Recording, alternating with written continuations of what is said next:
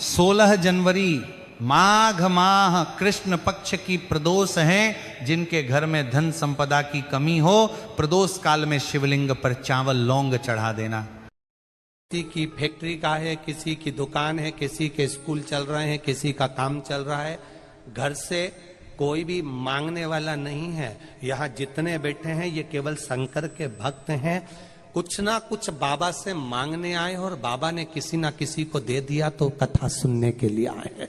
यहाँ कोई, बाबा सबको दिया, सब, कोई खाली नहीं, कोई खाली, सब भरा हुआ।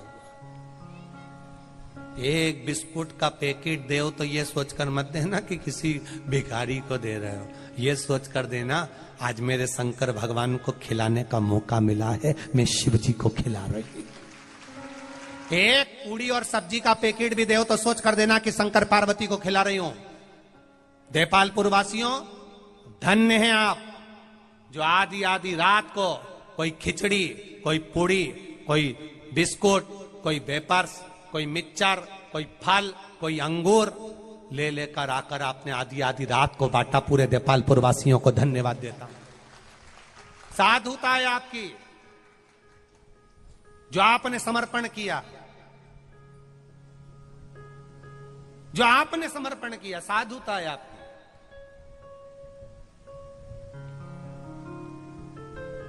कुछ लोग कह रहे थे, एक पत्र कल आया था, उस पत्र को आप, एक माता जी ने कहा, गुरुजी रात्रि को जब वो कुछ लोग बांटने आते हैं तो बहुत सारे लोग भीड़ कर लेते हैं। ये मेरा विश्वास, शिव महापुराण की कथा में बैठते बैठते सालों हो गए, मेरा विश्वास कहता हूं, जो नियम की कथा सुनने के लिए 7 दिन के लिए आते हैं, आसन बिछाकर दरी बिछाकर बैठते हैं, मेरा विश्वास कहता है वो भीड़ लगाकर बाहर तुम्हारे पास खड़े होकर मांगने कभी नहीं मिलेंगे। वो अपनी जगह पर ही बैठे रहते हैं। देने वाला आता है तो अंदर आकर उनको देकर जाता है। भीड़ तो दूसरे लगा लेते हैं।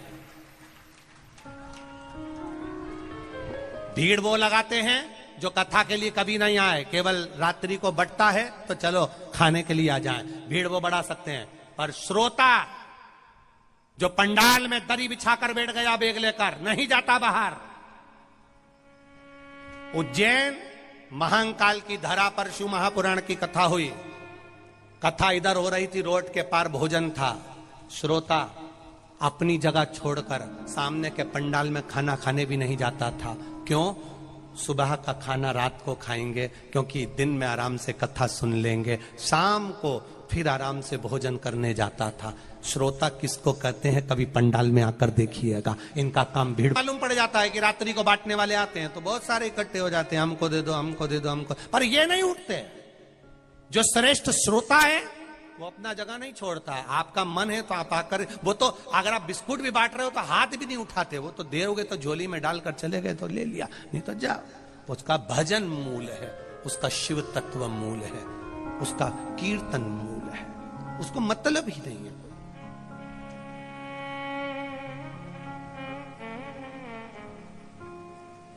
उसका कीर्तन मूल है।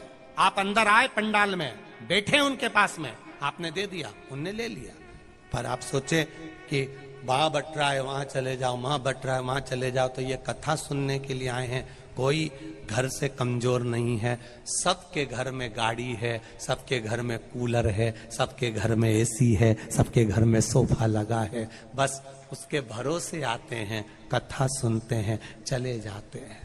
कथा सुना, चले गए, अपनी भक्ति करी और चले गए,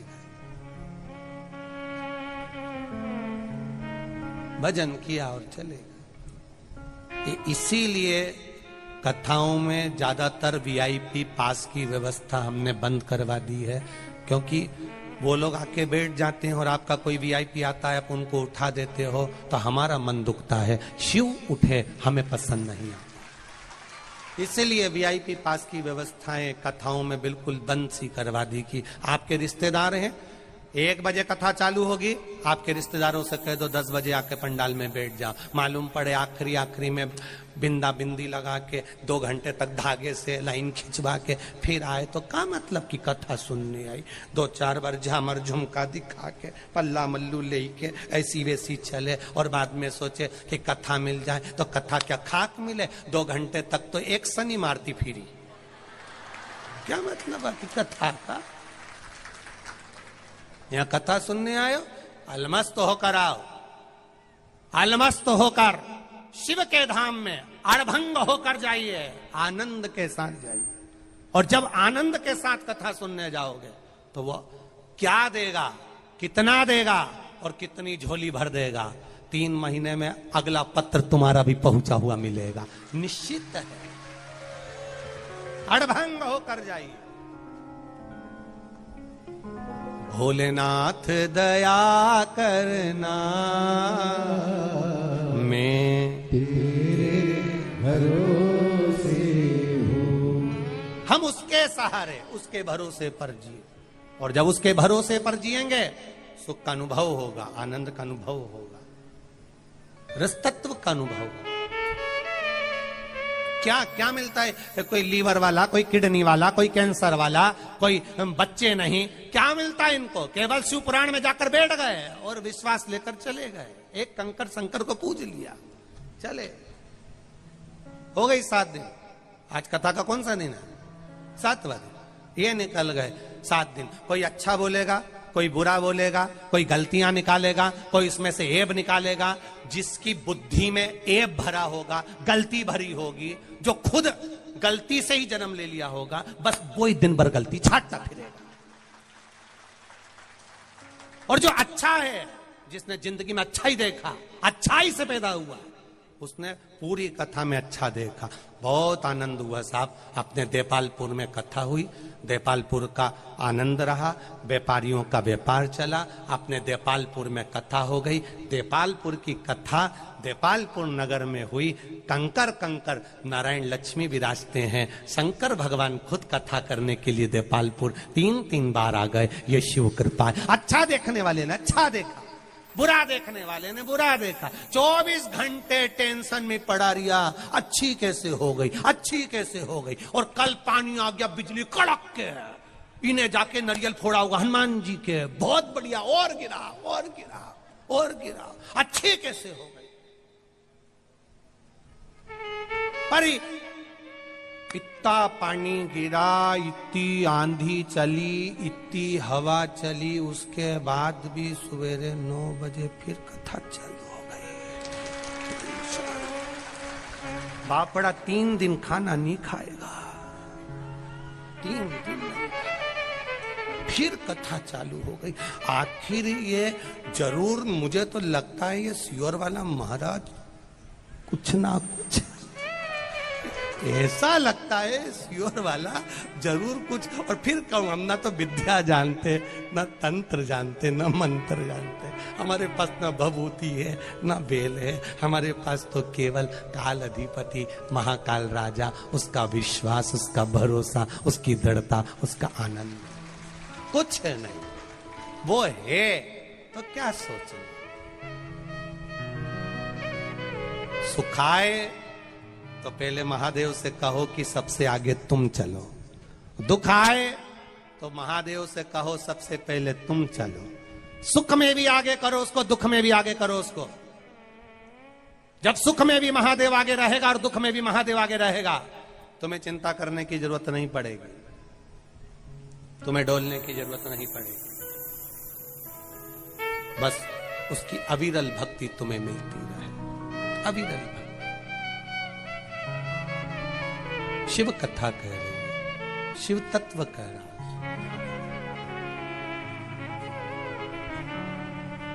आपकी भक्ति, आपका विश्वास, आपकी दृढ़ता मूल बन जाए।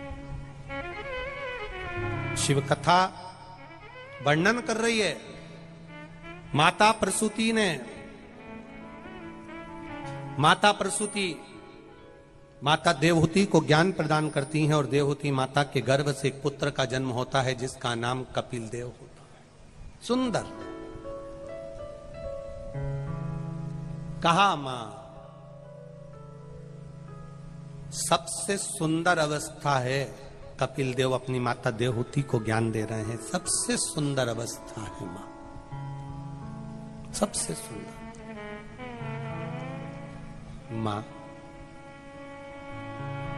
लोग कहते हैं बुढ़ापा बेकार होता है।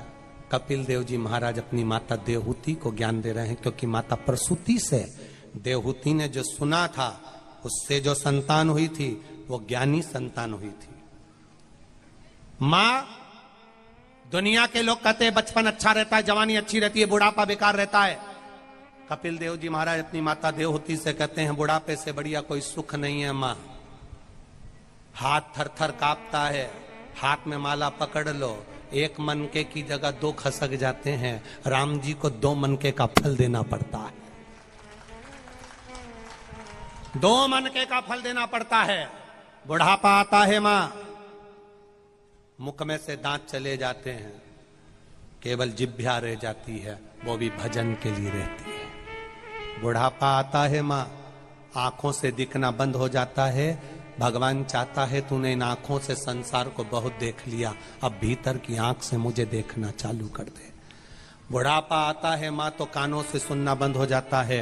भगवान कहता है इन कानों से सबकी सुनी है, अब भीतर से परमात्मा की सुनना चालू कर दे। बुढ़ापा आता है तो घुटने काम करना बंद कर देते हैं मां।